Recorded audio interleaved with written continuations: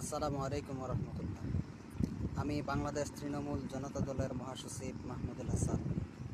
আমি একটি বিষয় নিয়ে কথা বলতে চাই, সেটা হচ্ছে বাংলাদেশে জামাত শিবিরকে রাজনীতি করতে নিষেধ করা হয়েছে, সরকার নিষিদ্ধ করেছেন।